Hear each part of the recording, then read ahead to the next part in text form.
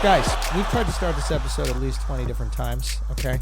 I'm actually recording this intro after we recorded the entire episode, which includes at least 19 other times that we tried to start this episode. Maybe Edin de Turkey is going to include it. I think he is. Maybe little snippets, okay? He's been breathing out a lot, and it's been really interesting to hear him breathe out without hearing the sound. But it's possible. Now we know Turkey's just fucking with us. Anyway, we'll say this. We got some dates coming up, man. The Andrew Schulz, go get them tickets. Miami, thank you so much for selling out the shows. Portland, we're going to be there this weekend. We added a show Thursday. Friday, Saturday shows are all sold out. We added a show Thursday. Might be some tickets left for that. Bunch of other cities we're coming. Make sure you check it out. You know, Charlotte, I think Virginia Beach and Richmond, one of those cities sold out. We got Reading, PA. Come to Reading, PA, formerly the poorest city in all of America. So we are coming there. Great thing to be known for. And if you're surrounding Reading, PA, come out to those shows. It'd be great. Support their shitty economy. Yes. Minneapolis, Minnesota. We added another show there as well. And then Tucson. Come on out to Tucson. That is the last time I'm going to be running this hour before I film the special, which is going to be in LA that next week, or later that week, rather. TheAndrewSchulz.com for tickets. We got plenty more cities. If you go there, you can get the full list. Always adding new ones.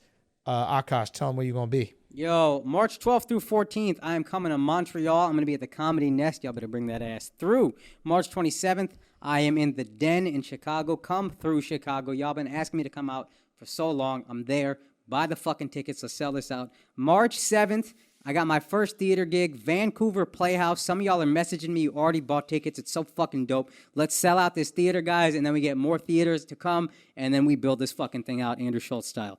And June 12th through 14th, I'm at the Comedy Loft in D.C. Also, YouTube plug. I don't often do this, but it's so dope. I just crossed 50,000 subs. Started at 500 6 months ago, so that's 100x growth. To put it in business terms, let's keep fucking going, yo. Every Thursday I drop a clip. Akaash Singh Comedy. Check it out. Yo, make sure you go check out. We got a dope coming in from Miami. This one was dope. Every Thursday we're dropping in episodes in a new city around the country. You know the show. If you don't know the show, go check it out. Always starts with stand-up, and then we're out in the city traveling, eating, doing the wildest thing the city has got to do. Mark's probably throwing up or we're torturing him. And then we usually close it out with some stand-up as well. And, of course, Unsafe Sets every Monday. We're a little late this week, but it's coming Mondays, youtube.com/TheAndrewSchulz. Now that we got our little church announcements out of the way, let's start the show. Edin, I trust that you're going to start in a good place. Are we recording right now? Yes. We're recording. Okay, because Akaash goes at the beginning of this, we're about to record the episode, he goes, hey, can I just tell you a story, right? And I'm thinking it's something with your girl. It's related to what we were just talking about. We were just making horrendous jokes. Oh, and we start now. If you only knew what we were talking about before. What's up? Welcome, everybody, to another episode of Flagrant 2. It's your boy Schultz here. We got Akaash saying Alexx Media. Edin in the fucking background. Edin de Turkey in the background. You know what I'm saying? Bo's a little lighter. What up, everybody? New Flagrant 2. It's your boy Schultz. I'm here with Akaash. We got Alexx Media, Edin de Turkey. You know what I mean? Let's get right into it. Flagrant thought of the week. This is our 6th time recording the intro, okay? For reasons that we cannot share. Private reasons. Right, Akaash? Well, Me Too-y reasons. No, bro. What's up, everybody? Nah, we gonna do it. What's up, everybody? I don't want to leave here at 11 o'clock. For the fourth time, what's up, everybody? Welcome to Flagrant 2. It's your boy Schultz, okay? Akaash, Alexx Media, Edin de Turkey. And that's it. Starting the episode for the 5th time, okay? It's your boy Schultz. Let me do it for the 6th time. Flagrant thought of the week. Yo, this is not really a flagrant thought in terms of funny, but I think there is something funny to it. What's up? So, apparently, Israel is not Adesanya, the country. Israel is, that being said, I think Israel is about to put an Israeli-level beating on Yoel Romero. Oh, yeah? Yeah, we're going to call Yoel Palestine after Saturday. Real About to go down. About to go down. So apparently Israel is coming up with the vaccine for the coronavirus. Right? Right. And it's interesting because there are a lot of countries, because of the way they feel about Israel and Palestine relations, they boycott any exports from Israel. And if I'm Israel, I'm like, yo, I'm going to need y'all to keep this same energy. Oh, 100%. You know what I mean? Because we got the cure. 100%. Right? But do they have the cure, or are they just... So they're going to create the vaccine. Give that away? They're Jews. Jesus, Akaash. Jesus. Are we flagrant 1? Jesus. What did I miss? Jesus. Did I miss something? Are we flagrant 0.5? Hey, that was just pretty accurate. To I me. mean, Jesus. No, Jesus is the guy they killed, yo. Jesus is the guy they killed. Jesus. I got you. You know what I mean? Took me a while. I had to hit you with a G, you know what I mean? Jesus, you know what I'm saying? You know what I'm saying? I got you. Why did they kill Jesus? I don't know, yo. Do you think it's because he had holes in his hands and his coins were falling through him and they were like, we can't have you. I bet there's more. How are you going to save money like that? All right, let's start over for the 15th time today. We're starting over. Okay, no, but real talk. If I'm Israel, I'm going, hold on. So you're not going to accept our fucking olive oil? You're not going to accept our wine, right? And you're going to act all righteous? Like, that's the thing about these European countries. And shout out to FA for this shit. Like, FA called out all these European countries like, oh, how dare you treat Palestine like that? And then a boat full of refugees shows up on their shores, and these European countries kick those fucking refugees right into the water.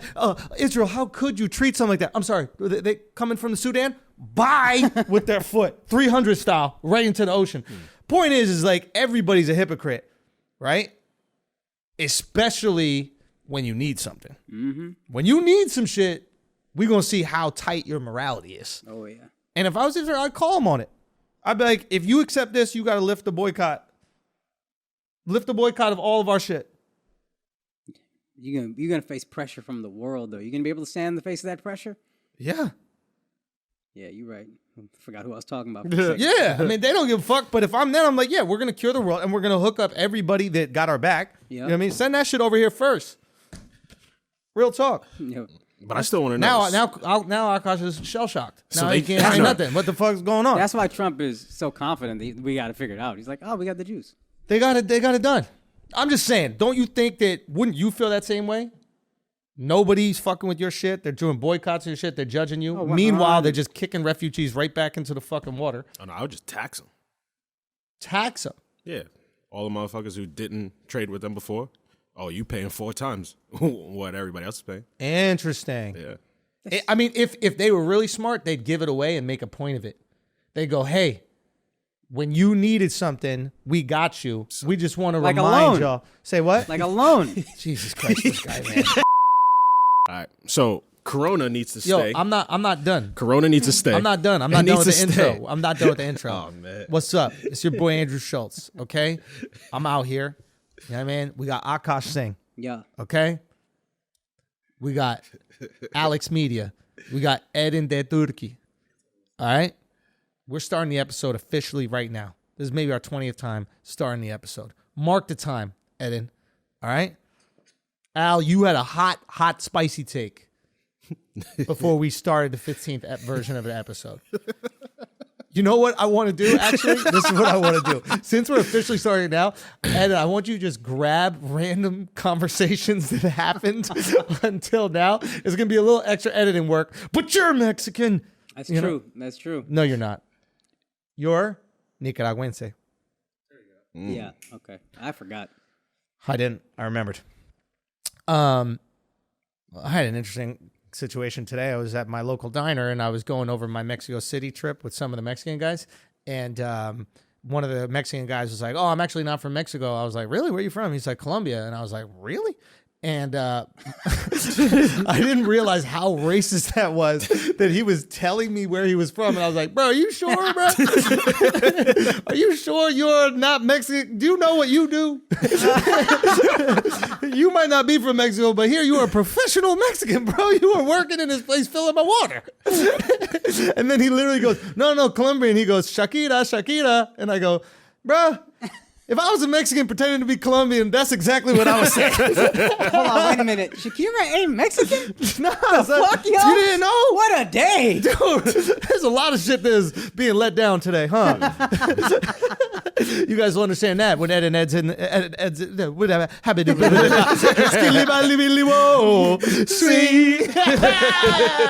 Pull that shit out like my dick. All right. Now, Corona got to stay. That's your take, Al?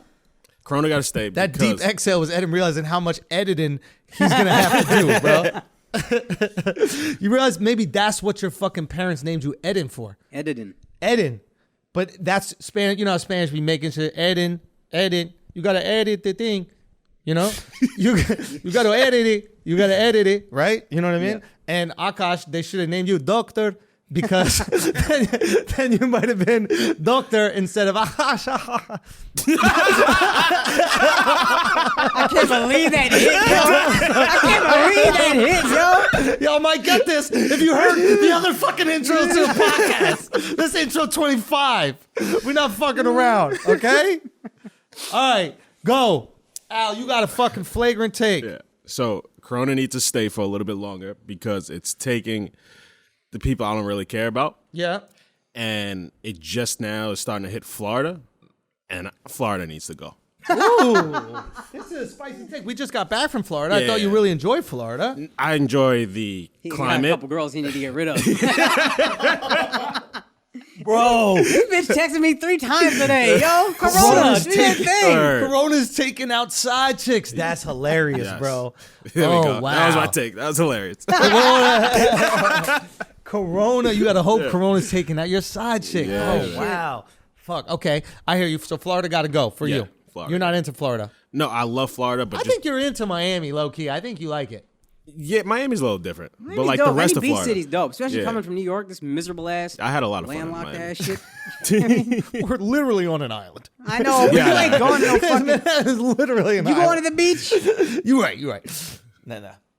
Not that much. Actually, I grew up at the beach. What am I talking about? Oh, yeah. No, I'm capping. Fire Island. I was capping like I was poor. What's that called? Being white? What's the opposite of capping? What? Like capping is like you're fronting, right? Yeah. Like you got more than you do. Yeah. But what if you're fronting like you got less than That's you the do? white cap. That's hipstering. Yeah. That's what the would ice hipsters caps. wear? What would hipsters wear? What type of hat would they wear?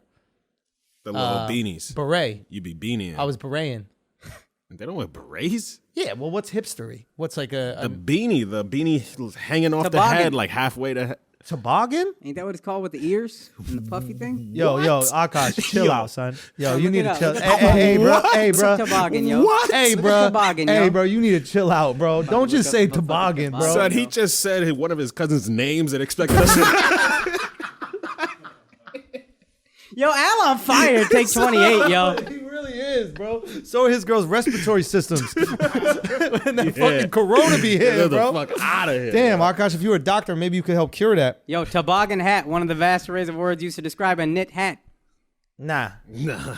Ain't nobody say grab your toboggan. It's cold outside. Bro, they say it down south. Nah. Nah, son. Hey, Hey, everybody. hey, make sure you grab a pistol and throw on a toboggan just in case it's a little chilly out there. Toboggan, bro? You want me to believe people in Texas bro, are saying toboggan, motherfucking bro? farmers I know been like, get your toboggan, and they knew the difference between a toboggan and a beanie. And I No, actually don't remember man. what it was, They but calling you toboggan, dog. That's ain't that's he a a Trinidadian toboggan? Yeah, There we go. Ain't that him? Ain't from one of those. yo. Akaash would want to be right so bad. He Yo, sent a look picture that to the shit. group chat of the Fuck bucket. y'all. All right, guys, let's take a break for a second. Pay some bills here. You know my favorite CBD company, the Asshole Army, Hell Flagrant yeah. 2. Radix Remedies, man, I love this Radix Remedies. Shouts to the dude in Miami show who came through with the pre-rolls. We appreciated that. Definitely smoked them up in the green room and a little bit after. But Radix Remedy has this cool thing that I haven't really spoken to you guys about, but it's besides just the flower that they can send you, the pre-rolled joints, etc. It looks just like weed. When Akaash smokes it with us, we all get high for some fucking reason. But they also have this thing called NeuroRoot, Now, NeuroRoot, I'm going to get a little sciencey with you for a second, which I don't really understand, but we're going to get back to the goods in a second. Basically, what it does is it improves mood, memory, cognitive function. It has this thing called choline in it. Choline is the same ingredient that's in Alpha Brain from On It. Maybe some of you guys listen to Joe Rogan podcast. Have you heard of the Alpha Brain product that On It provides? And the reason why this is a little bit different is because the choline is administered with the CBD, right? So it's kind of piggybacking on the CBD. So instead of digesting it and eating it and it goes through your stomach, it attaches itself with the CBD to those receptors that are in your brain. So it works like an hour and 15 minutes quicker than the On It stuff works, right? Because the On It, you're going to have to digest in your stomach, right? So they have some like super scientists in Texas. I could have been a doctor with that. Say what? I could have been a doctor with That's what that, I'm saying, bro. You need it. You were off it. Yeah. So this choline, if it's something that you're interested in, maybe you want higher brain function, maybe you want to make your mother proud, maybe you want to, do anything. I don't know. Maybe not be a comedian. Maybe you want to, leave a family legacy, right? I could have done it. It was all right there. Anyway, so NeuroRoot, make sure you go check that along with all the other, CBD products that they have. Again, I love the pre-rolls. They're fantastic. For those of you guys having trouble sleeping, they have some melatonin-based things. Be careful with that melatonin. But if you need to just knock out, you get them gummies. They also got some pills. They're CBD and melatonin. If you just want to roll your own shit, man, just get some of that flour. Radix Remedy is rocking with us. They have this thing called tincture, right? Tincture is just a stupid sciencey name for drops. Just call it drops. You just take the drops, put it under your tongue, and then boom, you're done. You don't have to eat candy. You don't have to smoke anything. You get the same effects. Get that good night of sleep. Get all those amazing things that can happen from the CBD.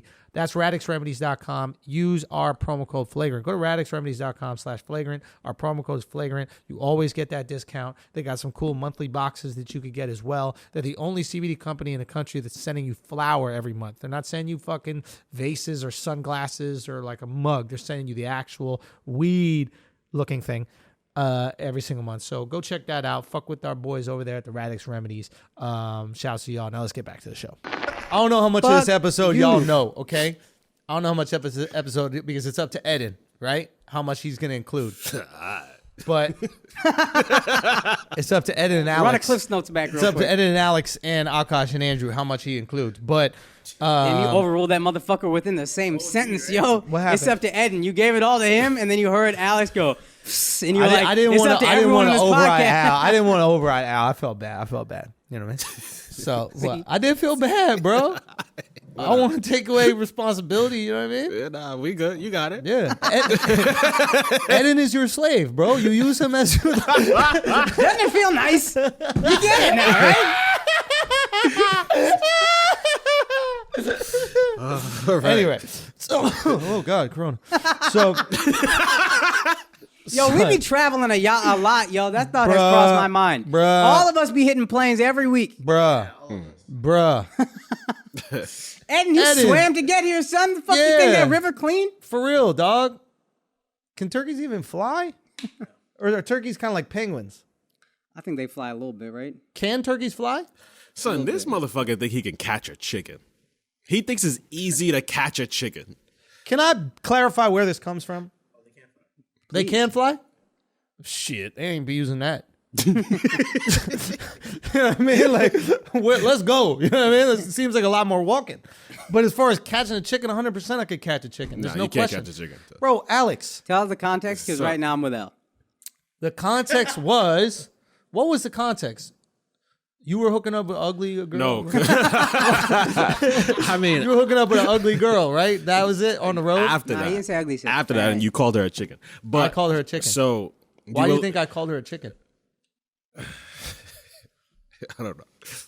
Because she can't fly. But you said you don't eat pussy food. Oh, yeah.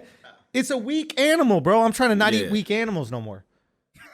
Son, this guy, son. Son, you are what you eat, So dog. this guy hears one Joe Rogan and he's like, He's like, we gotta hunt. We gotta eat from the land.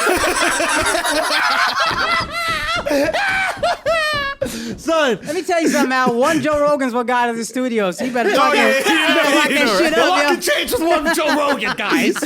A lot can change. So, look, that was it. Come on, son. You're not a doctor, son. You're not a doctor, bro. You're not a doctor, Akaash. Stop it. Come on, son. Stop That's it. your muscle, yo. Where's Kaz?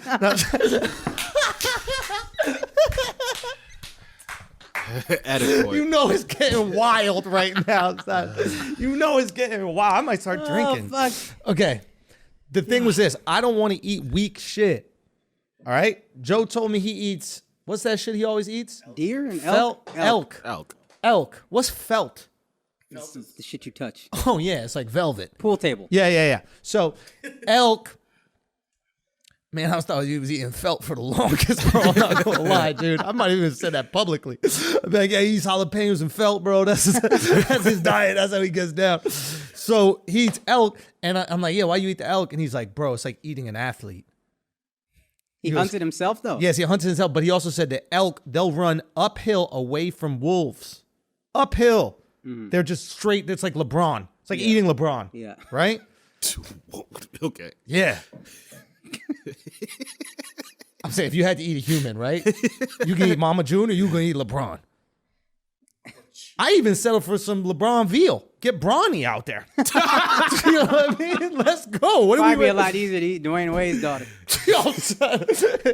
I said daughter. You know what I mean? I'm accurate. What I say hateful? Yo, Mark opened the show in Miami. He goes, what the fuck did y'all do to Dwayne Wade's kid?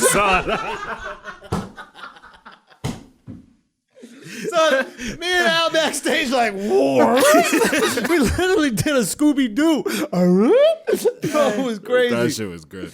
So funny. All right. So if you just eat athletic animals, fish. I'll tell you one thing I can't catch with my hands. A fish? A fish. I don't think you catch a chicken with your hands, G. Straight up.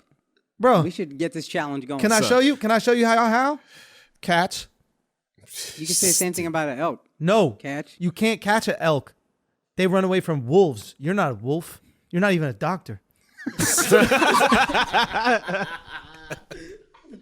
Yo. You can't catch no chicken. Yo. You can't catch a chicken, son. You got no lateral movement. Can I tell you something? Sure. I could catch two chickens at the same time. That's how much I believe in it. Also, what you mean I got no lateral movement? What do you know about my lateral? You don't got no lateral movement, son. I've crossed you to fuck up. Get the fuck out of here. I have crossed you to fuck You've up. never we got a new crossed one-on-one game we got to get going now, huh? House. That's what it's. That's what it's come to. You've never That's what it's crossed. come Yo, to. son. He could play a little Did bully I not ball. cross He you could play up? a little bully ball. I crossed you up. You've Remember never when I crossed you up and you said the N word with an R at the end? You don't remember that? That's how nice I crossed you. I crossed you, and then I heard the M with the R at the end, and I looked back because you were way far back, and I looked back, and I was like, I didn't say it, and you were like, nah, it was on me. And then, do you remember that? So who's this nigga with the handles? For real, bro. For real. Nah, that never happened. Come on, son. Don't lie to people. Stop All right. capping. Yo, we got to have a listener capping who's this got a episode. farm in New York. We should make this happen. Yeah. Anybody, and then they gonna be like, oh, it's not a wild chicken. Wax, yo. All right, we're gonna go catch some chickens with Wax. That's not even a question. Second of all, fish, agile as fuck, fast as fuck, sharp. Okay, it's just a muscle. That's all fish is one muscle. Okay? Fish, good. How are they strong? They just pussy. They run. Son, fish are they're just a tricep. That's what a fish is. A quad that has a mouth and can shit. That's what a fish is. Which fish are we talking about? Cod. Cod is the gay fish, yo. Is it? Yeah, That's no, what I thought yeah. rainbow trout was. Nah, rainbow trout. That shit is all right. Cod is the gay fish. Nah, cod's not gay. God's gay. Why is cod gay? I mean, come on, yo, cod. Nah, dude. Nah. Rainbow trout, way gayer. Cod, 3 letters. Gay, 3 letters. 3 letters. That was a reach, bro. That was a reach. Look at cod. That's a legit fish. Anyway, point is, any of those types of, like, a fucking bull, got that. Al brought a cod to the last weekend of shows. It sounds like. Wow. Wow, Al. You going to take that, bro? Son, I have a lot of nicknames for my laptop that I bring on every weekend. It's fucking it. All right. Let's get. There's a lot of shit that I want to get to this episode. We have a lot of things we want to talk about. There's one thing I did want to talk about Miami, and just something in general about like Latin culture. First of all, thanks to everybody who came out, man. We had over 2,000 people come out this weekend to the shows in Miami. It was unbelievable. And Latin culture is so fucking dope, man. There's just so much love in that shit, and it made me reconsider how we judge certain behavior, right? I'm sure some comic has done a joke about this, but regardless, we just talk about. But like, there's so much love in Latin culture that you can be like very honest in your teasing with people, but it's okay because it comes from this place of like incredible love, right? There's so much affection, right? Like, so your parents, the guy who worked there, Justin, who managed it up, his father does security. His father calls Justin gordito, right? Which means little fat one. Yeah. Right? And Justin is skinnier than me, right? He lost all the weight. He's about my size. I would say we're about the same. Size. But in no way fat. Oh, yeah, no way. No way fat. He lost all the weight. Dad still calls him gordito, right? Because he was fat at one point in time, right? There's probably someone else in his remote family, which is gordo, because they're just a taller version of that fat kid, right? In like British culture, or like when I say British, I mean like what Americans learned from, like white people culture, American. white waspy culture, Anglo-Saxon culture. You wouldn't just call your friend fat, No. or little fat guy, because it's way less affectionate, the culture. So if you said that to someone, it'd be like, yo, why are you Is there a insulting black equivalent like Chubbs or some shit like that? Like, Because I got a cousin named Golu, which is like his nickname, and that just means round because he was just always fat. Still fat. I think Still usually call him you Golu. get your street name if you get like a street name, usually just from your appearance. So like the darkest guy, he's usually black. Black Tony. Yeah. So it's Right, etc. But I've noticed that this kind of teasing and that kind of stuff permeates Latin culture, but it is completely acceptable. And I really believe it's because it's encased in this affection. And cultures that don't have that affection don't have the same type of teasing, right? And it's way more rude or impolite to refer to someone that way. And they do it with the girls as well. Yeah. And I think what happens is by the time you go to school and people are like, yo, you're fat. And they're like, yeah, I know. That's what my dad, that's what they call me. I'm gordo. And then they're like, oh, okay. You're prepared for teasing. That's why there's no Latin school shooters. Because there is no bullying you experience at school. That's the same that you would experience from the people that love you the most.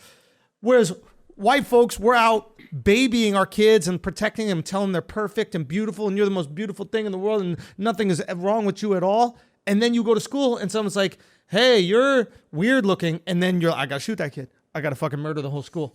They can't handle it. Yeah. I think there is a correlation to that and Latin people start fucking at like 12. So there's no real like angst that's like built up. Yeah. But I truly believe that like it's a better preparation for life if you get ripped by the people that love you the most. Because what is some stranger? Fuck that stranger. And like, so I'm half Puerto Rican. I had that growing up a little bit in my culture. And that's why when I was like feeling chubby, like I actually went online and told people like, oh, fat shame me until I get skinny. Because that shit works. Because you were used to it. Yeah. Like, it happened. Yeah, that shit works. That's how I lost weight. Yeah. My uncle fat shamed all the time. Really? Yeah, my uncle, who's like my father, would just like, he'd see me eating food and be like, you're going to eat that? Yeah. And then he'd just make a face and just be like, that's too much. So And, like, maybe I don't take it to shame- heart. It's like, it's love. So maybe shame only works or is only effective. It is an effective tool, but maybe it's only effective when it comes from family because you can't ignore them. Like you can ignore people on the internet. And I think the love has to be clear too. I think you gotta, to use your word from earlier, encase it in like, this is obviously love, but yo, you fat though. Yeah, like you get a huge hug, Yeah. a kiss from this person who fucking loves you. They give you a gift. They haven't seen you. It's like they're telling stories. And then they're also saying, look how fat you are. Yeah. But it's like, oh, this guy has my best interest at heart. Yeah. And think about it, your closest friends. Once you're your closest friends, it's you become Latin with them. Yo, that's so true. And now it makes sense because I've had a lot of people reach out, and Charlemagne's had a lot of people reach out like, yo, you guys fat shame me into losing weight. But when you develop a relationship with someone on a podcast, they become almost like this friend group. You're like talking to them essentially for 4 hours a week. Interesting. Now it makes sense. So not all shame works. Shame from a stranger, ineffective. You don't care. But shame from the closest people to you. Shame from a stranger hurts because you don't know this dude loves you. It's just a dude. That shit is ruthless. Yo, I don't know you. You don't even know me? You gonna make fun of me? Fuck you. Yeah. And I think it also helps with confidence. Go on. Like, I would say the Latin culture, the very confident people, like they're peacocking all the time, and I think it's most confident, most insecure. Oh, you think that's? I feel like most of this shit is a double-edged sword. This is what's tricky about any of this kind of stuff. There's always a potential downside with it, and you got to try to figure out how to balance those two. Yeah. I agree with that 100%. I feel if you go up to Dykeman, the confidence of some of these chubby guys to get in these skinny jeans and pointy shoes, man, and like they look like wrapped up sausages, but they strut down that street. Yeah. No. It is the most confident, but I also think that there is an insecurity thing as well because like there's a level of jealousy that is unbelievable in the Latin culture. Like within male-female relationships? Male-female relationships. Yeah. 100%. So I think it is... I mean, yeah. He would also be cheating all the time, but yeah, sure. I get it. Sure. Yeah. But I think that there is like an immense confidence, but they're also like getting their eyebrows done. And you're not doing that because you're like, oh my God, my eyebrows I'm so perfect the way I am. I don't need nothing. Like there's no Latin Lizzo. No, but I think it's like somebody in their family be like, yo, your eyebrows is woofing. So they go get them shits done, and they don't have any shame to, as a man, they don't have any shame to go get their eyebrows waxed. Of course not. But true confidence would be, and I'm not saying I even have this or any of us here have it, but the true confidence would be going about it like, Anthony Davis. Yeah. Which is like, I have a unibrow, and I don't give a fuck. I'm so I see what you're saying there, $100 million. but I think their culture is like, confidence is also looking good. Like if you look at any novella, it's like you. So what I looked at when we were in Miami, I look at, so America is this country of immigrants, right? Mm-hmm. And so we're a country of poor people who just got money, right? We new money. We're new money, and what do people with new money do? Spend it. Flex, right? Miami is the America of America, right? So it is the people that had the least. It's like because L.A., some of these other cities, New York, San Diego, those are actual new money flexes. But if you can't afford those places, then you go to Miami. No, so but it's the most flex. Miami's mad expensive too. Yeah, but not like these other cities. But fair enough. But I guess what I'm trying to say about Miami is that like the people coming to Miami, like the people coming to New York, they might be from Europe, they might be from like these other whatever, you know what I mean? Yeah. Or they might be from other parts of America. Right. So you have like New York migration is Maine, Ohio, Texas, right? Miami migration is Puerto Rico, DR, Venezuela, Colombia, right? Like, so now you have people coming from really impoverished places and then making money for the first time in their family's history. And now they're like, oh, I'm a flex on them just like Americans did when we got here. My mom got a mink. My mom's Scottish, comes from nothing. Shit neighborhood. The second she could get a mink, she got a mink. There's an interesting thing, and this is actually... You feel me, though? Like, this got me thinking about, because I've been thinking about finances a lot. Yeah. There's an interesting thing that when you first get money and you didn't have it, you almost have to spend it to learn the lesson that this shit was not worth it. You know what I mean? Like, new money almost has to spend itself once. That's the problem is if you're a rookie and you get a huge contract and you're an athlete and then you spend it all and you're fucked. Yes. You don't make it after that. Yes. But 2018, I said it 1,000 times, I almost went broke. I had to do that to learn, that shit ain't worth it. Right. You got to save, you got to plan, you got to whatever. And now I'm like trying to figure out how do I to get the fans to understand this concept. But when you first get money, your mom, this blows my mind, your mom, Scottish, white lady, nothing about that says this culture flexes. The culture, from what you've told me, frowns on flexing. You be very working class. anti-flex, like us. Yeah. She came here, got money, said, fuck it, got a mink. Everybody gets money and then blows it at first, and then you got to do that to learn this was a fucking waste. Yeah, no, that's a great point. That is a great point. But I think the reason why you flex initially is because you want to mask your poverty. Like my mom, I assume, comes from dirt poor. Like when you say the town my mom's from in Scotland to Scottish people, they go, "Oh, that's rough." Really? That's rough. I said it to a couple people in the audience. They were just these Scots. They were drunk.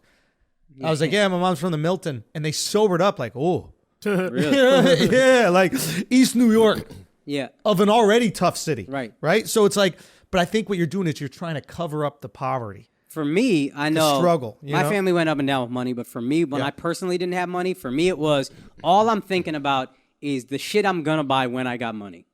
Like when I have money, I'm not gonna be living in this shithole apartment with mice everywhere. Right. I'm not gonna be living on this fucking mattress on the floor. I'm gonna get this and this and this and this, and you start spending the money before you even get it, and then when you get it, you already know 1,000 things you could buy. Let's go. I got the Q or whatever. What a horse put on their. I got the Amazon wish list. The wish list, yeah. Ready to go. So it's like, when I was down there in Miami, first of all, best dressed crowd I've ever seen at one of my shows.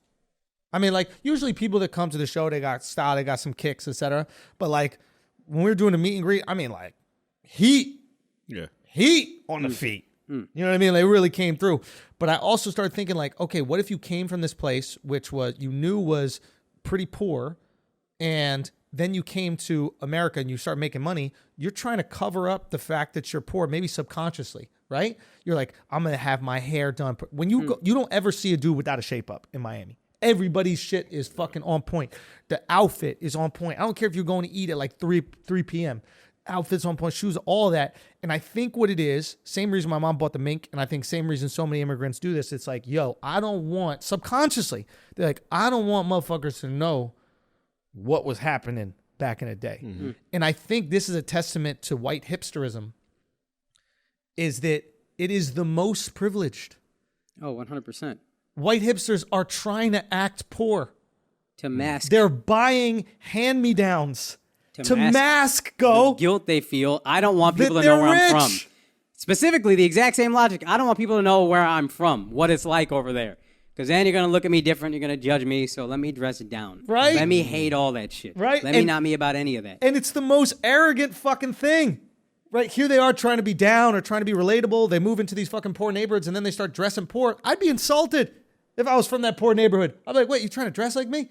Like, and imagine like me out. somebody like tried to dress like a pirate. You know what I mean? Like, imagine that, like, I don't know exactly why that would make sense, but like, do you know what I mean? Like, imagine you moved into a Puerto Rican neighborhood and you just started, wearing fucking green frogs on all your backpacks and shit like that. You bought a white Honda Civic. You know, like, you really tried to fit in. Yeah. It'd be insulting a little bit. I don't know if I would consider that insulting.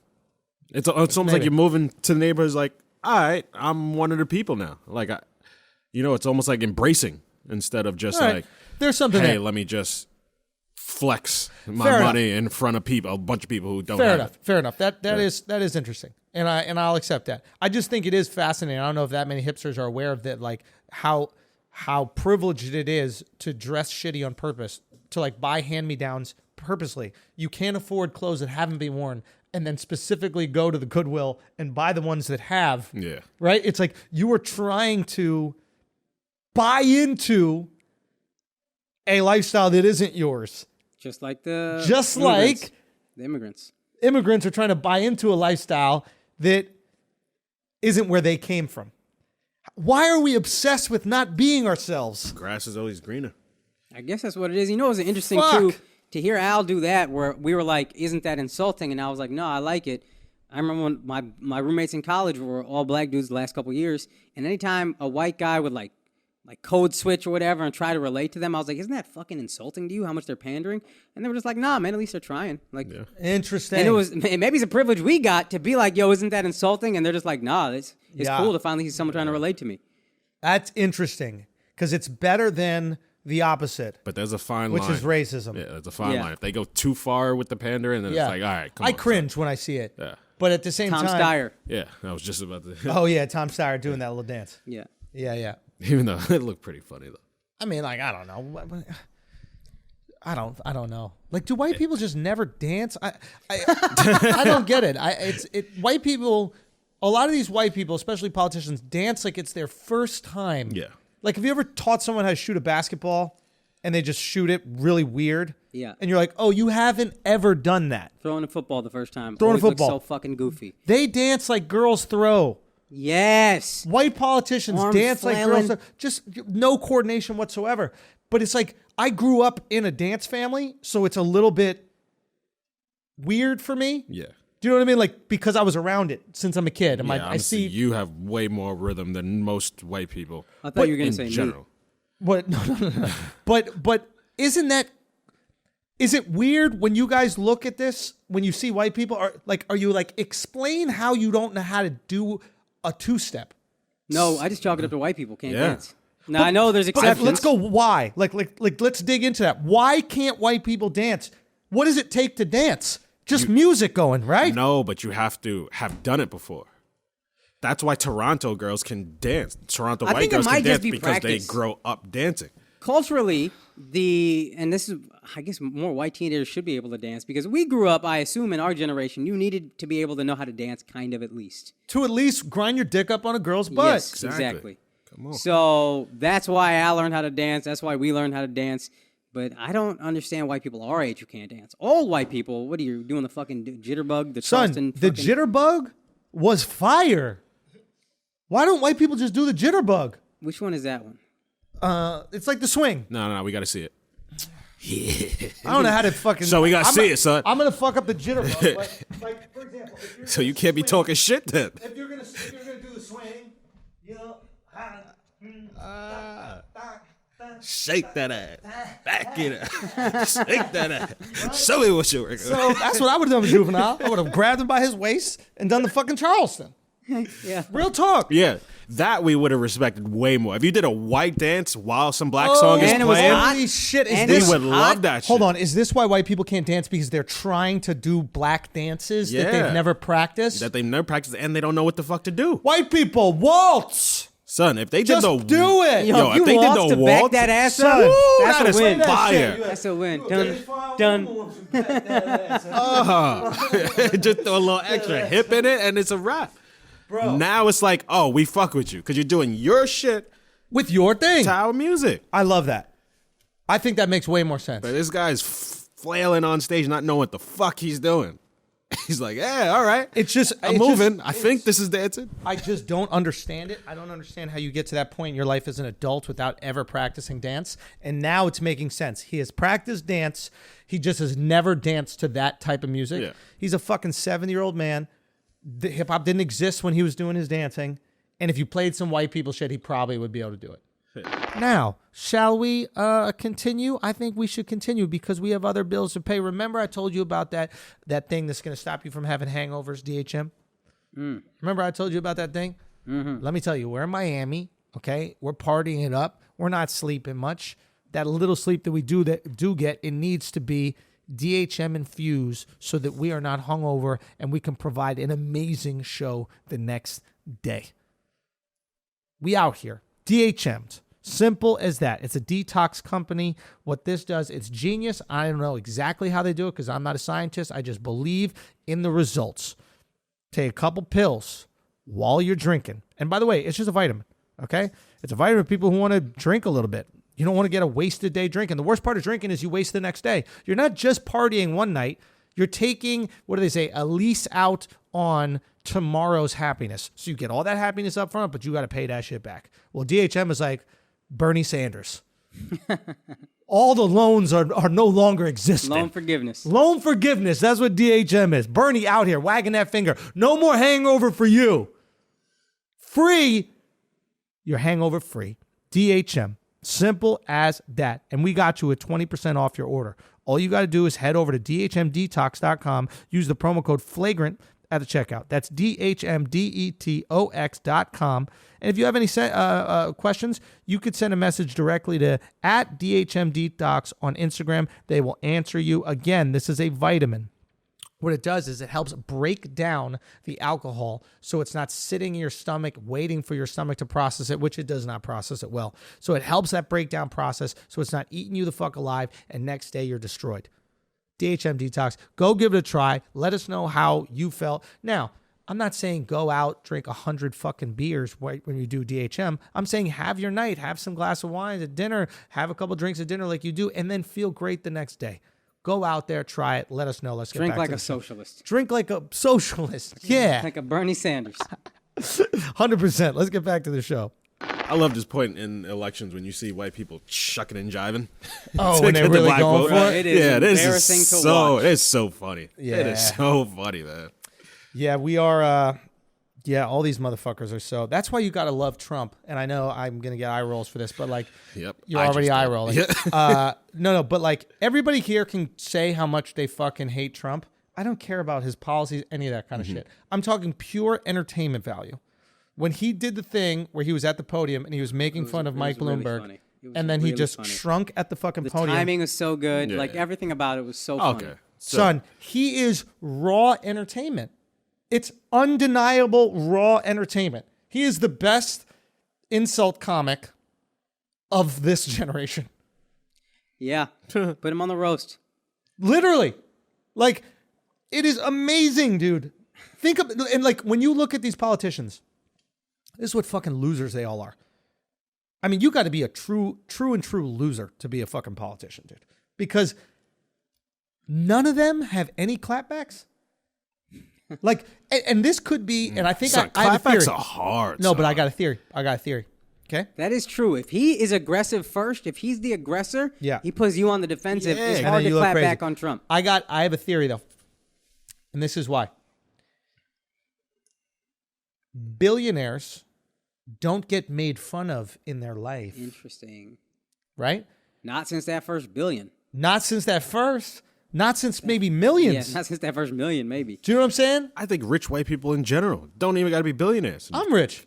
Y'all make fun of me all the time. No, but you came but from you're New gay. York. Like you were gay. still like hanging out with New Yorkers in the No, street. no. I understand what you're saying. I'm just teasing. But like, when you're one of these guys, Yeah. now here's the difference of Trump. Trump is made fun of every single day. He's actually used to it. He's actually invited it. He's the fat Puerto Rican. Yeah. He's gordito. Gordito, pelo rubio, Yes.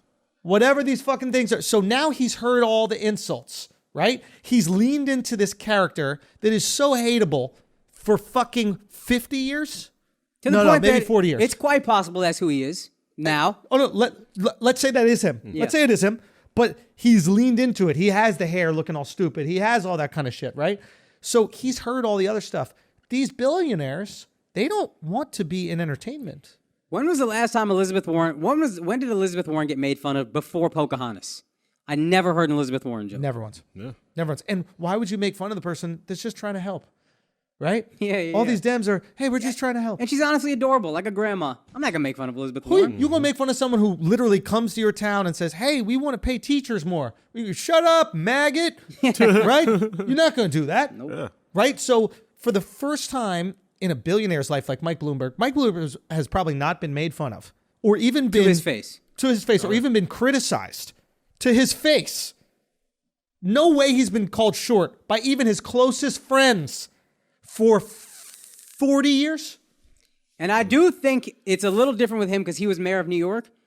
But I could also see potentially him just being insulated from all the insults and all the hate. If you don't want to be in entertainment, You saw him in fucking debates, son. They came at him. He's like, I I don't know what to do. I'm sorry. This That motherfucker was worth $65 billion. Say, Yeah. shut up, bitch. like That's what I would have said. Hey, bitch, shut up, Word. bitch. I Stop talking shit, bitch. I still don't hate Bloomberg. I'm gonna be honest with you. No, I'm not anti-Bloomberg. What I'm trying to say is why they're so bad at the insults, right? If you take some broke motherfucker that got nothing, he's going to be ready to go. Yo, you know who ready to go? Honestly, who she don't clap back super hard, but she handles it all super well is Ocasio-Cortez. People try to She's shit a on her all bartender, the time. son. Yeah, exactly. she's ready Years to ago, go. That's she to your had Puerto point. Rican dudes trying to get some pussy while they're getting old fashions. And that is to y'all's point of like, she's fine. She just rolls right off of her. She makes little videos making jokes about it, whatever. Her clapbacks are good. She ready. Clapbacks are good. She has good She clapbacks. ready. But she got that from being a bartender. Yeah. Hey, let her have 40 years of not being a bartender and Trump- let her be a millionaire for 40 years? And then Trump had what's that? His show, The Apprentice. Apprentice, where he was just making fun of motherfuckers all day. No, he's so- working on Yeah, insults. he's I guess good. what I'm trying to say is like when you are treated a different way by the world. Like, for example, any king of any country is not going to know how to clap back. No. Not even have a chance because he doesn't practice it. Hot girls don't have personalities because Son. no one ever treats them like a person. There was a whole school of thought. These pickup artist guys. There was a whole school of thought. You don't have to pretend you weren't one of them. I was not a pickup artist. Of course, I read the book like everybody else. So that makes you one. No. You didn't read the book. You had a top hat. Son, I was out here getting pussy, bro. Don't skip over that. I like know, you right? were a But I pickup would never artist. identify I'll explain why I differentiate. I never liked the idea that there was a script that you were supposed to go off. It felt inorganic, and I didn't feel like I was getting the pussy. But you know bought what the I mean? top hat. Of course. 100%. I couldn't afford a chain. You know what I mean? Like, you get a big-ass chain, what's the difference? I don't know. You're peacocking. You're trying to do something that's going to attract Yeah. females. Now, if you can't afford something expensive, like a car or a chain, you wear something weird so that girls go, wait, why you got that weird shit on? Right? It's just baseline Something you learned from the human psychology. What day? That's got to be a topic. You got to help the assholes out. For sure. You know, teach us the ways, Jedi Master. book. Son, what was You that want to book know? called? You want to know the game? And you know what's so fucking funny about this guy who wrote the book, The Game? Now he's wrote a book about why that was horrible and you should be in a relationship and why it's good. But at the end of the book, he makes that turn too. Yeah, I guess it's kind of fun. But it was, listen, we don't have to get back to it. Here, you want a tip for picking up girls? Here's the number one tip for picking up girls. Don't walk up to a girl. That's the number one tip. Don't walk up to them. Situate yourself at the bar so they have to walk by you. Oh, okay. And Now, just the psychology of you talking to a girl as she walks by you, it seems like she's approaching you. When you go hunt a girl, oh, so you still initiate combo, but you just initiate it combo, just let them. while she's walking by Yeah. you. So it's okay. Do you know what I mean? I mean, it's like a million different dudes are going to walk up and try to do some shit. But if she got to go to the bathroom and you're kind of in the way of that, situate yourself correctly in the bar. That's why like the table shit is so stupid. Like most of the table shit removes you from where any girls are. So now you got to but have you're one peacocking. guy rounding out. You're peacocking, but now you got to have a guy out there hunting the girls. Oh no, stopped. The table was great, son.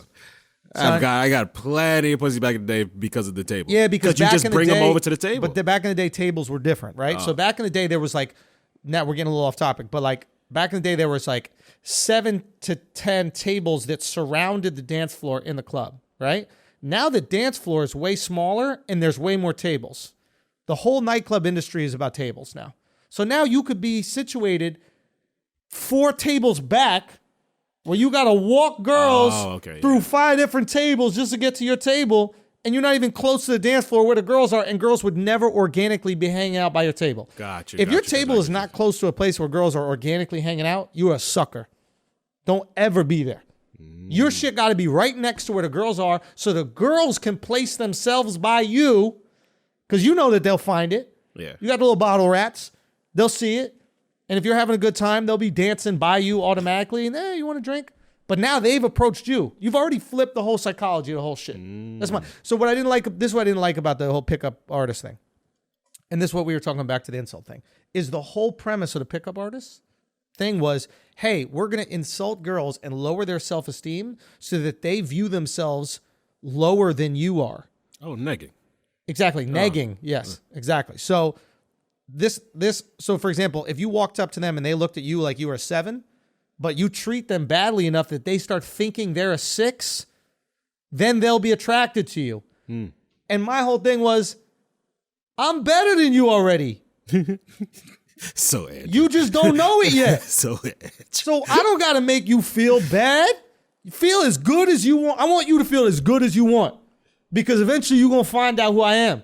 This is before I was ever on TV or anything like that. So it's like, I'm dope. You just don't know I'm dope yet. So we're going to find ways to find out that I'm dope. That's it. And eventually you're going to do it. But like these nerds started making fun of girls and getting pussy. So they're like, I just got to be mean to women to get pussy. It was corny. It was like, yo, make a girl feel dope. As long as you got value, she'll realize. Simple as, you know what I mean? Like, simple as that. Shit that works now is just be busy. Whew. When you busy. That's the ultimate neg. I can't hang out. Yeah. Oh, my God. Anyway, so that's the thing. I think that they're not, like you said, hot girls are not used to being made fun of. Yeah. Politicians, rich people, go. Rich people are hot girls. Yeah. Rich, successful people, hot girls. You think Tom Cruise been made fun of recently? Yo, I had this thought the other day. I'm like, I'm kind of hope Trump changed the law. What law? When he gets reelected for a third term. Which law? That you can only have 2 terms as president. Ah, yes. You hope he pulls a FDR? Yeah. So Obama could run again. Interesting. That would be dope. You think he would? I would hope so. I don't think he would. If not him, Clinton. Clinton, he wants that spotlight again. Clinton's too old, man.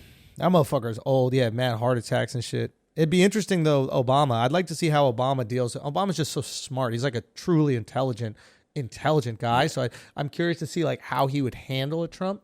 And the charisma he has, like I think he'd have some nice snapbacks. Yeah, I'm curious at what he would have as far as snapbacks. I don't know if he'd be that great in the moment, maybe, but I think that he's psychologically superior to Trump just in terms of like how his brain works. So yeah. I think he could really analyze what Trump does and have great retorts for it after the fact. Mm-hmm. And then say it on a night show or say it on a Twitter or a podcast or these types of things. It'd be an interesting dynamic. Nah, but because the way Obama was in the debates, killed. It killed. He was nice, bro. There was I would like to see them go against each other. Just there was a time in the debate, one of my favorite times, the Obama debate where he was up against Romney. I think it was Romney. Or maybe it was Bush, I don't know. But Bush was talking about we need to expand our military. You know what I mean? Like Obama has, I think it was Romney. Obama has shrunk in our military. We only have, what do you say? We only have X amount of boats or some shit like that, right? We only have X amount of tanks. We should have way more tanks. We only have X amount of tanks or something like that. And Obama goes, well, we have less tanks for the same reason we have less military guys on horseback. Because that's not how war is fought anymore. It was just like a fire line. It's like, as technology improves, you do different things. Yeah. You use different shit. You know what I mean? And it was just like, he understood what was going on. But yeah, I don't know how the fuck we got to this. Latin culture? Yeah. What's up, everybody? Let's take a break, pay some bills. Get your balls right, man. You feel that good weather coming? Yeah, you were nice during the summer, right? You had that nice coat of fur. Keeping your nuts warm, maybe a little bit grown up on the shaft, had a little peat moss on your Johannesson. Well, now things are changing. That's right. It's March. It's about to be April. Then it's going to be May. And then it's going to be June. And your dick is going to stink unless you take care of it and manscape it. Who better to manscape with than Manscaped? Manscaped.com. Okay? Flagrant. You know it's flagrant. It's always flagrant. Flagrant 2, matter of fact. Manscaped.com. Make sure you use Flagrant 2 and you get 20% off your order. Now, shit's changed since the last time we did some Manscaped, okay? They've upgraded. You know that original shaver that they had? Well, now it's better. You got the Lawnmower 2.0. Easy transition because the replacement blade can be switched out with a new improved skin-safe technology. When I tell you it's premium, I mean it's premium, okay? The battery lasts up to 90 minutes, so you can take longer to shave. You want to shave your girl's name in your pubic hair? I don't recommend it. It's kind of a simple thing to do, but you can, if you want, shave your own name. Be artistic. Manscaped is going to support that in any way they can. Manscaped.com. Make sure you use the code Flagrant2, 20% off, all right? You know they're going to do free shipping as well. Flagrant 2, 20% off, and free shipping. How could you not do it? Get your balls right. Get your dick right. Get your undercarriage right. Have it smelling nice. Don't have it funky. Don't have it so sweaty. Make it look beautiful. It should look like an elephant. Okay? You see any hair on an elephant? Maybe a little bit. You could leave a little bit, but manscape it. Now let's get back to the show. Shall we talk about some deportes? Yeah, what you want to talk about first? Man, I want to have Spencer Paysinger in here. Spencer's he was on a podcast before, and he's got an amazing take about the Patriots and Bill Belichick and what Bill Belichick's secret weapon is. Maybe we'll touch on it later in the pod, but he can really explain it way better than me. But basically his take was, and he listens to the pod. Thanks for coming out to the show, Spence. And then Spencer used to play in the NFL for years. And he goes, one of the reasons why Belichick is so dominant is because Belichick is two people, right? And I go, what do you mean? He goes, there's this guy that's on the staff. He's not a coach. He's like an assistant or something like that. His name is Ernie Adams. And I started to Wikipedia Ernie Adams. You guys can Wikipedia Ernie Adams. He's this kind of shadowy figure who's existed within football and outside of football. He just left football randomly and started working at Wall Street. Now, you don't get to leave football and like immediately work on Wall Street as part of an investment bank and like kill it whenever you want, unless you're kind of a special dude. Right. But apparently they met at I think Belichick's father was the coach or like a scout at the Army Academy or something like that. I'm not exactly sure, but I'm fun. And so they met there when they were in like high school and became friends. And basically he is the equivalent of Moneyball for football. How so?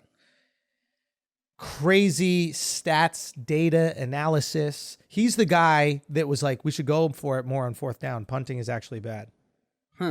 He's the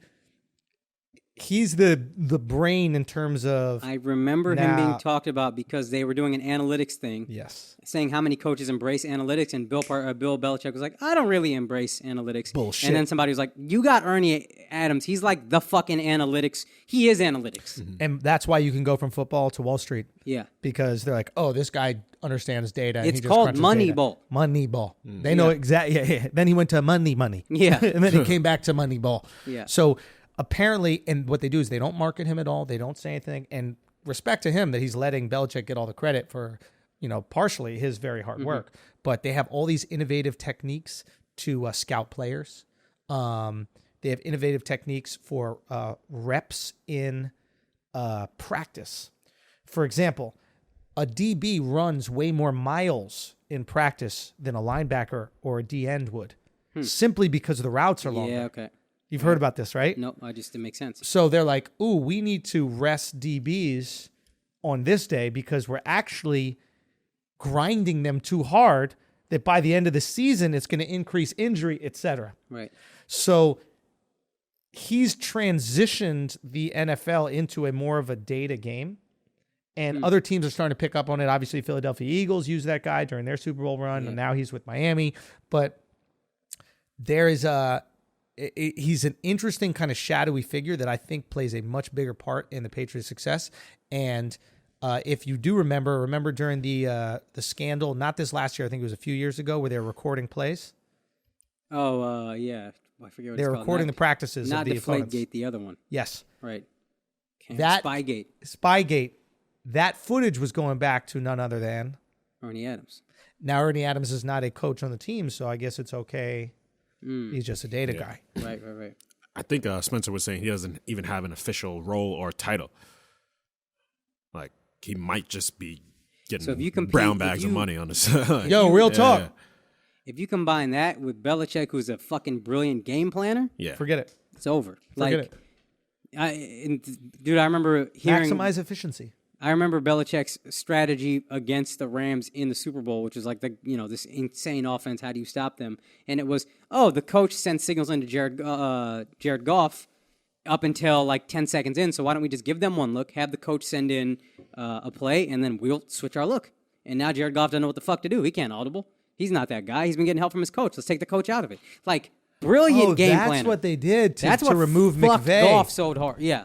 Oh, shit. Yeah, because McVay would just send in like, hey, this is the look they're giving you, this is the play.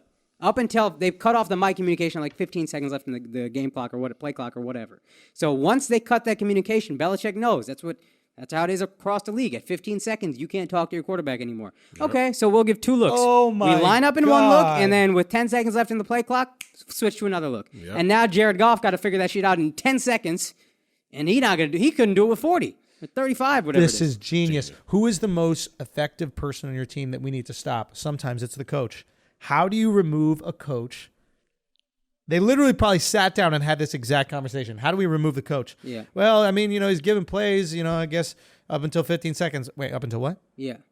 Oh, shit. Let's not show him any defense. And then after that, leave it on Goff. The only difference is Belichick wasn't surprised by how many. Belichick knows. He's the guy. How to remove the coach? Oh, they got the play clock until 15 seconds. He's sending calls in, so we just give him 2 looks. And the defense, and Peter King said it on an interview on the ticket. He said, from everybody he's talked to, players love Bill Belichick because they know if I trust him and do my job, which is the fucking team motto, we'll be successful. Do your job, we'll win. This is interesting. That is how you get players to sacrifice. Yeah. It is very hard, and I understand it from a player's perspective. It's very hard to sacrifice if it's not successful. Yeah. Right? It's very hard to tell someone, hey, do your job, if it doesn't work out. Mm-hmm. Eventually you start having that OBJ thing where you go, well, why don't you let me do me and maybe we could win. Mm-hmm. Yeah. You have the Terrell Owens, Chad Ochocinco. Why don't you let me do me and then we can win? You have the wide receiver complex. Let's just call it that. Literally. We have the wide receiver. Well, if I get mine, then let me just score. That's what I do is score. That is interesting. But if you know that exactly what you do will let your team win and you trust that man, all of a sudden you get in line. Everybody falls in line. And I think that's what made Brady the perfect third part of this triumvirate, or whatever you want to call it. Because Brady is the best player in the league, but he'll get in line. Brady will say, okay, you're not going to surround my offense with weapons. I trust you. Put him on the defense. I trust we'll win this way. Yeah. And when your leader is winning Super Bowls and trusting the coach, it's Tim Duncan and Greg Popovich. I was about to say Tim Duncan. And did you see this story with Belichick? Yo, he skipped the combine to go watch this guy. Yeah, no, I want to get back to this in 1 second. What's very interesting about this is Tim Duncan and Popovich. Does Popovich come from a military? I don't know for a fact, but I wouldn't be surprised. He never coached or went to or anything like that? Can you look up Greg Popovich military, please? Interesting. Because I would imagine, and maybe some of the assholes listening right now could tell us, but I would imagine that is the exact thing that they tell you in the military. Everybody has a role here. Everybody has a job. You do your job, and then together we get this shit done. Don't go out there trying to be last action hero. Don't be hero. Don't play hero ball. Don't play hero ball in the military. Popovich served 5 years of required active duty in the U.S. Air Force, during which he toured Eastern Europe and the Soviet Union with the U.S. Armed Forces basketball team. Makes perfect sense. And if you notice, on the Spurs, there's no star. Yeah. Even when you had one of the greatest players in NBA history, he wasn't even really a star. He played a role. It was the most dominant role. He wasn't marketed like a star. But he wasn't marketed. It was the Spurs. You had Manu Ginobili, who's arguably one of the best 2 guards in history. If real basketball guys will go, yo, that motherfucker is one of the best ever. Come off the bench. Could have started and carried a lot of teams, for real. Came off the bench. Sacrifice for the greater good. That military background will fucking do things, man. Yep. It's really interesting. That is. And that's probably why Belichick got no problem cutting people. Look, you're not effective anymore. This is the military. It's about the unit. Let's go. If you're the weakest link on the platoon, be out. And we think that it's unfair when it comes to sports, but when it came to war, we'd be like, bro, you're past your prime? Yeah. You're gonna get all of us killed being out there past your prime. So if he looks at the game truly like it's life or death, you would never put someone out there that was less than their capability. Yeah, hurts the whole platoon, squadron, whatever. And you could sit them down and be like, why would you think that you're more important than all these other guys? Yeah. Well, if I play you and you're not as good as you used to be, you're hurting their chances at winning. Do you want to do that? And what he does so brilliantly, and I think from what I'm hearing, everything could change, but from what like ESPN and shit is saying, this is about to happen again. He is brilliant at getting rid of you 1 year too early as opposed to 1 year too late. So we could transition right now to the Brady. And Brady, he's probably, this isn't necessarily too early, but he had Jimmy G waiting to get rid of Brady too early. Get him out early. We'll be good. Now, Garoppolo, I don't know what he would have been without the injury, et cetera, but like Belichick was ready. We'll make this switch. Kraft was the one that said, nah, Brady's the guy, trade Jimmy G. Belichick didn't want to. Belichick is famous for getting rid of you 1 year too early instead of 1 year too late. What do you think happens with Brady? I can't see him leaving, to be honest with you, and they don't have anybody waiting in the wings to take his spot. But all I'm hearing is, like, again, on ESPN, sources are saying they'd be, quote, shocked if Brady stays. I don't know how reliable that is. Gun to my head, I think he stays. I think it's guaranteed he stays. You see Edelman putting that pressure on him? That kind of makes me think he knows he's staying. He's staying, because bruh. if that's your boy, you're not really going to do that to your boy. Yeah, I think he's staying. I think that they're having some fun with the media. You know, Boston media loves to have fun. I think he's staying. I think that they can't sign, correct me if I'm wrong, because the CBA isn't figured out just yet. I don't know. I think you can. I know the Cowboys talked to Dak last week, I think. But they haven't signed him, right? And I think No. the same holding pattern is happening with Dak as is for Brady. I think I read that. But point is, I can't fathom that there's a world where he wouldn't just sign another 1 year deal. Maybe he wants more years, and then that's the hang up. But if he'd go to Belichick and be like, yeah, let's just do 1 year. Let's knock it out 1 more year. I think he would take that in a heartbeat. You don't think Belichick would take that? Yeah, I think he might even say, give me 1 more year. I'll take just 1 year. I'll take less money again. Give me weapons, for fuck's sake. Because he had nobody to throw to. Gronk is gone. Yeah. He had Edelman. He actually had everyone to throw to, and then they got rid of all of them. Yeah. That's how fucking committed they are to the Patriot way. You got to respect it. Yeah. He had an amazing offense, right? I mean, yeah, he's had every weapon. No, this past season, remember? Josh Gordon. He went from having like Josh Gordon, AB. Josh Gordon, Julian AB.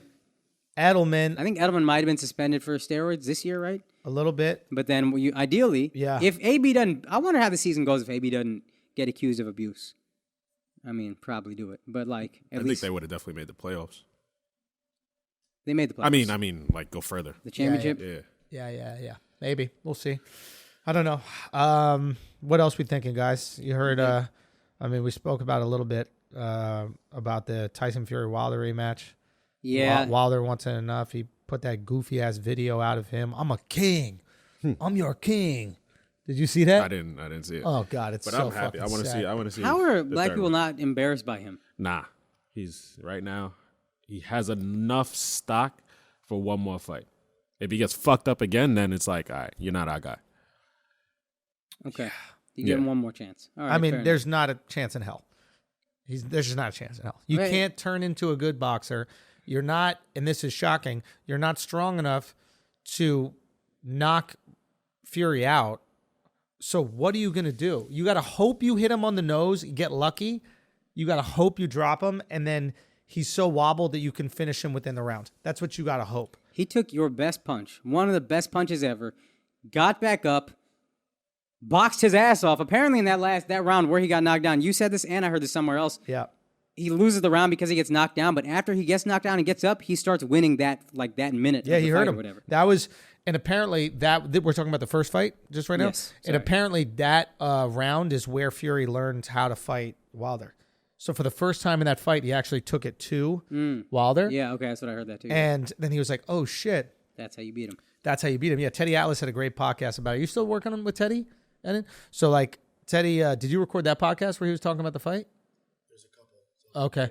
But so Teddy Atlas had a great podcast where he was talking about how you take out a puncher. There are different ways. There's one you could try to outbox him where you stay away, but the value of being a boxer or like he also said you could load the gloves like Fury was doing. Yeah, you know, Al's got this crazy theory. That, loaded gloves, son. One is like the what is it called? Like the extreme parts of Black Twitter. Yeah. It has his loaded glove theory for Fury. Doesn't matter. He loaded them with his fists that he then beat the shit out of Wilder with. Cement. So I would hope that cement weighed 40 pounds. So he could be like, look, I was carrying around 40 pounds and it didn't bother me at all inside the ring. So there's a thing. Okay, when you're fighting a puncher, you either try to outbox him. Problem with that is when you're trying to outbox a puncher, that puncher is not afraid of your punches at all. Right. And they could sit down on their punches. And that's what happened in the first fight. Wilder sat down on those shots and then connected. The other way to fight a puncher is make him go back. Mm-hmm. Punchers need to set their feet in order to generate that power. Right. You can't just punch hard. You need to sit down on your fucking punches to let it go. And what Fury did is made Wilder back up to the point that he couldn't let his punches go. And when he did, they didn't have any pop because he couldn't sit down on him. Right. And it's a dangerous strategy because you're basically going, okay, instead of me running away from the bear, I'm going to run directly towards the bear. Right. And then I'm going to hope that the bear doesn't know how to, fight going back. Right. And it fucking worked out. What are the chances Wilder learns how to fight going back? No chance. I think he gets stronger, and I think he changes up his tactic. Like Maybe. he tries to stand there instead of going back. But then at that point, doesn't it become a boxing match again, and Fury's a better boxer? Yeah, there's no way. The only way that he can win is what I said earlier. He gets lucky, he clips him, and then he finishes him within the round. You need to finish him within the round. It's just not. Or you have your promotional company bake the judges, and you find a way where you can go 12 rounds. But it looks like Fury can just beat the shit out of him. There's one other thing is where he really try to work the judges and make them take away points from Fury for holding or leaning on you. They took away 1 point during the fight. But again, we're talking about yeah, there was a lot of that. Yeah, it's a lot of that. This guy's fucking It's a whole lot of that. stupid. It's a lot of Didn't that. it hurt Wilder to come in heavy, though? He's Wilder, a king. You know what I mean? Wilder He came is in- your king, bro. Wilder He's a came in warrior. 240, and that was too heavy, right? That fucked him up. 230. But he was conditioned. I mean, who knows? Does it? What is it? He's Hindsight's carrying an always. extra 60 pounds into the ring. Wilder. 20 that he gained and 40 that he chose to walk in there. Like a weight vest. Okay, we can talk about Tony Romo's contract. We can talk about Barry and Bernie Sanders. Oh yeah. One thing, real quick, while we're talking about boxing, for the boxing fans out there. Oh, yeah. Even if you're not a boxing fan, if you want to just see beautiful boxing and fighting, there's a great fight. You can watch the highlights on DAZN. It was Mikey Garcia versus Jesse Vargas, right? Mm-hmm. And I'm not too familiar with Vargas, but Mikey Garcia has one of the greatest jabs I've ever seen. So Mike Garcia, I forget what weight they're fighting around, maybe around 140 or something. And Mikey Garcia's jab, the closest thing I can liken it to is a frog's tongue when it's snatching a mosquito out the sky. It is, or a snake when it lunges. Mm-hmm. It is completely out of nowhere, right? You'll watch him, and he doesn't have very long arms, so he gets full extension on the jab. His body totally straightens out, and you cannot time it. It's out of nowhere. And if you want to see what a jab does and how a jab affects a fight, you'll see him slowly break down Jesse Vargas with his jab. And he beautifully follows the jab with a straight right hand. I mean, it's gorgeous. You just watch the highlight clip. It's 16 minutes or something like that. Kind of scroll through quick. But if you want to see a real boxing technician who also likes to brawl, go watch those two guys fight. On DAZN, on YouTube. You just type it in. But it's great. Okay. What do you want to talk about next? We could talk Harden, Giannis. We could talk. Let's talk about it. That's some beef. So, James Harden, my man is just sensitive to me. I don't know. They're doing the All-Star voting. Giannis takes a little swipe, I guess. He drafts. I don't even remember who he drafts over Harden. But he said Kemba Walker. Kemba Walker. I want someone on my team who's going to pass. Yep. James Harden basically says, Don't I average more assists than Kemba? yeah, and then says it's easy to score the way Giannis scores. There's no grace to it. He just goes in and dunks, right? There's no skill. No skill. He goes, I wish I was 7 foot and all I have to do is dunk. There's no skill to that. I have to learn how to play the game of basketball. He's right. Yeah, I don't. He's 100% right. I mean, there's far less skill to what Giannis does than to what Harden does.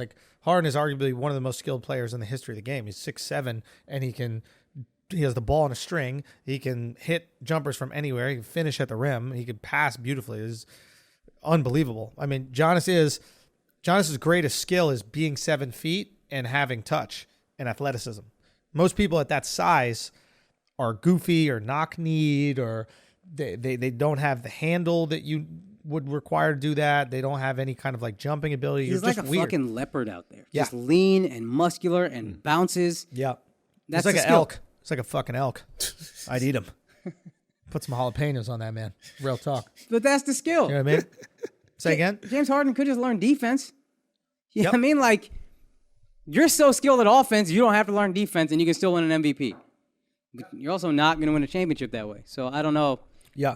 The Rockets are 12-2, and he's not even their best player in the last 15, 16 games. It's Russ. It's Russ, but here's the reality. Giannis is not going to win a championship either.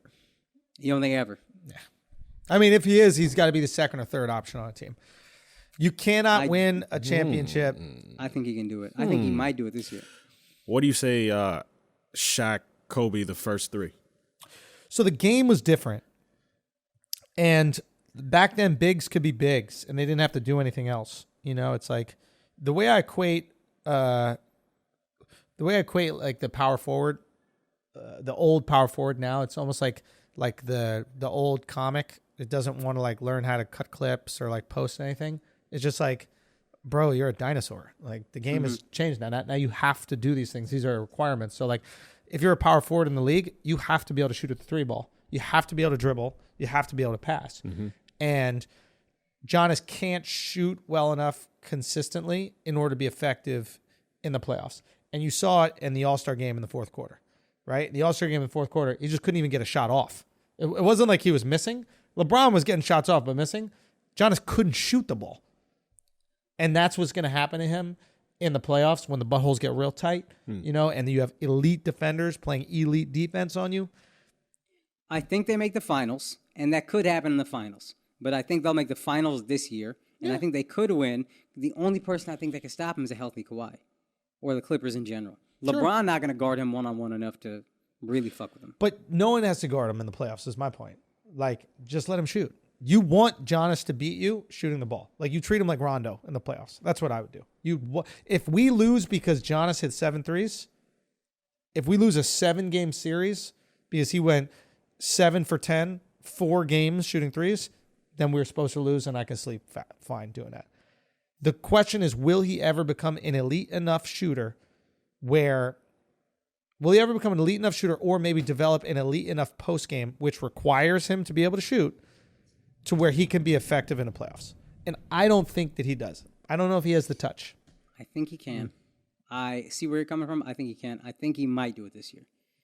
We'll see. I think it's Clippers, Lakers in the West, and the Lakers in the finals don't scare me as much as the Clippers in the finals. I can see him getting to the playoffs in the East because no team is good in the East. Yeah. Like, literally, there's no good team in the East. Like, The Raptors are playing great, but in the playoffs... Who do they have? They're going to fall apart. Like, there's nobody... What's his fault? Kyle Lowry's asshole is going to get fucking tight. He's going to, not Pascal score a couple balling. games. Pascal's balling his ass off. That's great. And then... That's why I think they Fred can. VanVleet is going to be your number 3. I mean, the guy's got fucking heart, don't get me wrong. But The Sixers could be salty in the playoffs, but I actually think they're going to miss Sixers Jimmy Butler. can't hoop. You know what I mean? Like, In that Game 7 against the Raptors, Jimmy Butler was balling. I think he's the guy in the Game 7 that steps up. I don't think they have that guy. Shake Milton, that was cute. I don't expect that to happen too many more times. he ain't going to do it. 76ers, they have Embiid, but Embiid doesn't have the fucking mental strength to, like, manage himself in the playoffs. Simmons can't shoot. Simmons can't shoot, so you do the same thing you do to Giannis. No, it's just going to be Bucks, Raptors.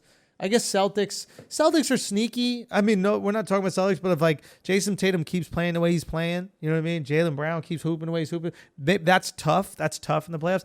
And you have a guy that can get you 2 or 3. That's the thing. Come playoffs, you need the 2 or 3 guy. Giannis can't guarantee you it. Jason can. LeBron can. Kawhi can. PG-13 can. Giannis cannot. I do, and maybe it was just nobody knew how to guard him, but I remember him dismantling the Celtics a couple of games in a row in the conference Yeah, but did you semifinals. Did you see what the Raptors did to them? That was Kawhi, though. Kawhi different. Kawhi can do that to LeBron. But LeBron can do that to Giannis. That's what I'd be interested. That would be a fun matchup to see in the finals. LeBron versus Giannis going at it. And you know what? LeBron doesn't have to save himself for offense anymore because they got that fucking unibrow guy. Yeah. That unibrow guy can put 50 on your asshole, and he's going to put 50 on your asshole because Giannis is busy guarding LeBron. And then if Giannis goes over to that unibrow guy, LeBron's going to drop 50 on your asshole. So who are you going to put on both of those guys? To guard your asshole. To guard your asshole. I say leave your asshole exposed whenever you can. But I also think the supporting cast of the Bucks, 1 to 5, 1 to 8, whatever, is better than the Lakers. After LeBron and AD, Kuzma's your third option, and I don't believe in Kuzma. Yo, at Kuzma all. sucks, bro. Bro, how you got Jaden Smith's hairstyle? Come on. Yeah. Aim higher, yo. His fits be hit or miss. His fist be miss. His hair sucks. And Zion Williamson was bullying this guy. I mean, it was sad. It looked like a father playing his teenage kid that was talking shit in their backyard. Well, I mean, Zion's going to look that way against a lot of players. Yeah, but he's not going to look that way against Braun. Nah, he backed up Braun. Yeah. There's a post-up clip of him backing up Braun. There was a beautiful exchange at the end of the first half. Yeah. And it wasn't LeBron on Zion on LeBron, but he does have a clip of him backing up Braun in the post and scoring over him. And how did he score over him? Just backed him up, shot it over him, turnaround jumper, little baby, kind of like the baby hook Shaq thing used to do, the little bunny shot. Wasn't that, but it was just power. And how was it defended by LeBron? Post, just one arm on him, arm bar. Did he jump to try to block it? I don't know if he could, man. Zion is so quick with it. But I think Braun, you know what's interesting? I think about Braun and Zion. About that. I'm not worried about that. I think LeBron likes Zion. I don't think he hates him, but I think this is his Kobe, if he's Jordan. This is the guy that's the most like him since him. And they're different games for sure. Yeah, way Zion different. can't pass anything but just in terms of sheer physicality. Yeah. Game-wise, I think Luka is LeBron minus the athleticism. Yeah. But athletically, Zion is the closest thing we've seen to LeBron in terms of just this guy is fucking fast. Freak of nature, yeah. Hop, powerful. Yeah. Like shouldn't have the body he has, but he has it. Yeah. And I think LeBron takes that a little bit personally in the sense of like competitively, like I'm gonna make sure everybody knows I'm still the fucking guy. I love it. You see a little jab step, jump 3-pointer he hit to seal the game? Yeah. Beautiful, dude. I love it. Yo, I mean, it do was you just guys, great. Do you agree with Stephen A? He said if No. KD was in the game, if KD was playing, Nets would be number 2 in the East. I have to assume that Kyrie would find a way to fuck it up. Healthy KD, no Kyrie, I believe it. I have to assume. Yeah, especially in a weak East, man. Holy shit. East is weak. But if KD was playing on any team in the East, you got to give him a shot. But I have to assume Kyrie would find a way to fuck it up. He would find a way to fuck up the chemistry, find a way to piss KD off, find a way to like piss the other players off. He'd find a way, like he did with the Celtics. He would find a way. And then how do you feel about KD possibly playing in the Olympics?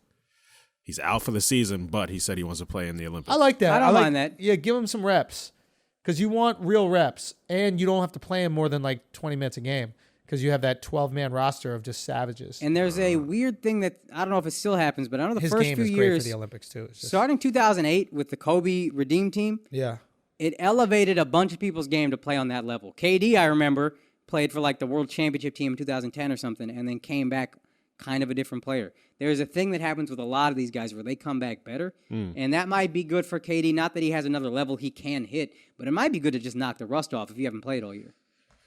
Because you're with the alphas. Like we're all working together. yeah. I think it's really good for him. So next year should be good for New York a little bit. We'll see. I mean, Nick's still fucked, but well, listen. I know we've been going for a while. We've got some stuff to trim, but I think that before we go, I just want to. I want to. I want to go. I'm sorry, It is son. his It was fault. good. It is his fault. So, so there's something I want to touch on. That's kind of crazy. This is this Tony Romo contract. For anybody who doesn't know who Tony Romo is, he was a quarterback for the Dallas Cowboys. He's the greatest loser in the history of sports. Nobody has won as much while consistently losing in football as Tony Romo. Wow, that's interesting. You mean like lose when it matters? They talk about it on the ticket, so it's not like I'm the first person that thought about this, Yeah. but like the guy won 2 playoff games his entire career. And I don't think it's his fault. I think his supporting cast was bad, blah, blah, blah. But this guy gets all the fucking the spoils of a victor. He's got the biggest broadcasting contract in NFL history. He retires. The whole city of Dallas celebrates him to no end. He fucking starts for the Mavericks one game. Like, Right. This guy gets celebrated, and he's playing golf whenever the fuck he wants to, potentially missing games to go golf in tournaments. Like, he might not broadcast games if he's good enough to make the cut of a golf tournament that he wants to play in, which he never will be. But if he actually wins for once, they'll just let him miss a game or two. So he's getting a $17 million a year contract to call the games for whom? CBS with Jim Nantz. For CBS with Jim Nantz. The average player in the NFL makes $4 million a year, right? I think we calculated that last week. I cannot for the life of me figure out how this is worth it. He's not the reason anybody watches the game. Like most people, when they watch football, they're at a bar. They don't even hear the volume, right? They're busy licking buffalo sauce off their fingers. And then they're just watching the game in between getting drunk with their buddies. I think like a lot of football fans who are like fans, they want to hear the announcing. Hey, great. That's cute. They don't want to hear it that bad. I disagree. I think they've run the numbers on this because they had Phil Simms, who nobody liked, with Jim Nantz. Okay. And I think they had to see some kind of bump. And the competition in the AFC hasn't been incredible. They think that the bump was to Romo? Yeah, so I know this is a little different than announcing, but it's almost like saying the TMT halftime show. Like, I feel whatever they ask for, pay them. Because I look forward to the fucking halftime show coming on. You're talking about inside the NBA. Inside the NBA, yeah.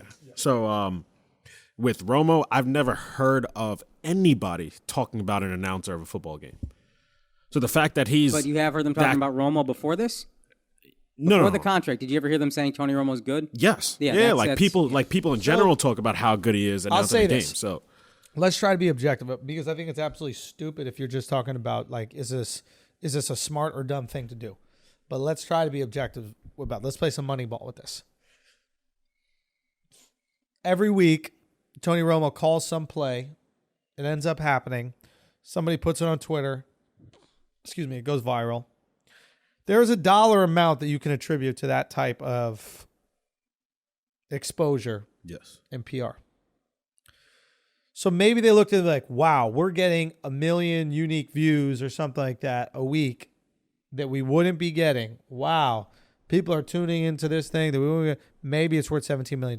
I don't think it is. I think it's an egregious waste of money. But maybe they've run the numbers and they thought that is his value. I also think... I can't fathom, but... And I didn't agree. There's a weird subset of fans in every sport who shits all over all the announcers. Unless you're really bad, I don't notice. Like, you got to be really bad for me to be like, oh, this guy sucks. Yeah. But there's a lot of fans in every sport who really fucking pick apart announcers. And a lot of those guys, for whatever reason, love Romo. And if it comes down to Aikman and Joe Buck or Romo and Nance, there's a number of people who... One guy tweeted it, and I was like, what the fuck are you talking about? And then I read his comments, and a bunch of people were like, yeah, if I see Romo's doing a game, I'm going to go to that game over the NFC game. So now when you have 2 games or 3 games going on at the same time, it's like, hey, that might be the difference maker of, which one do I stay on and watch longer? You know what? I mean, look, I'll take the L if I'm wrong. I just had no clue that anybody could watch football for the announcers. I thought it was such a peripheral additive.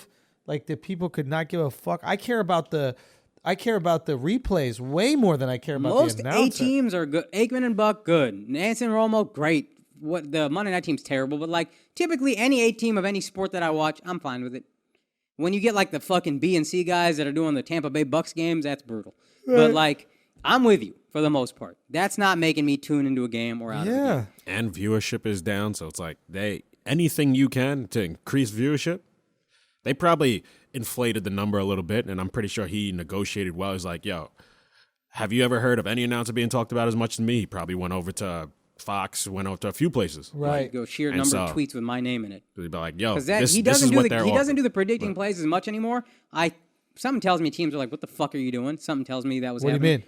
Just like, probably they tell you a thing or two in these meetings, and... I'm sure sometimes he can just tell just by looking. I also think 1 or 2 times he probably heard something in a meeting and then said, oh, this is going to be this play. This is my theory, at least. And teams were like, what the fuck are you doing? Stop it. Because he doesn't. Talk about the meeting thing. They have, before the game on Sunday, maybe Saturday, Friday, whatever, they'll meet with a bunch of players from both teams and talk to them. If you ever watch a game and they're like, yeah, we talked to Romo, or Tony Romo will be like, oh, yeah, we talked to Tom Brady the other day and he said, this is a game where we want to establish the run or whatever. They have meetings with these players. Like, that's just a thing they've been doing for as long as I've been watching football. And they might have been saying, hey, and we might try to do this thing and this look, because Romo doesn't do the predicting nearly as much. But that first weekend, he predicted play after play after play after play. And then everybody's mind automatically, first of all, you're so much better than Phil Simms. You're already a win. Now you're predicting plays like fucking Nostradamus. Yeah. Oh, my God, this guy's amazing.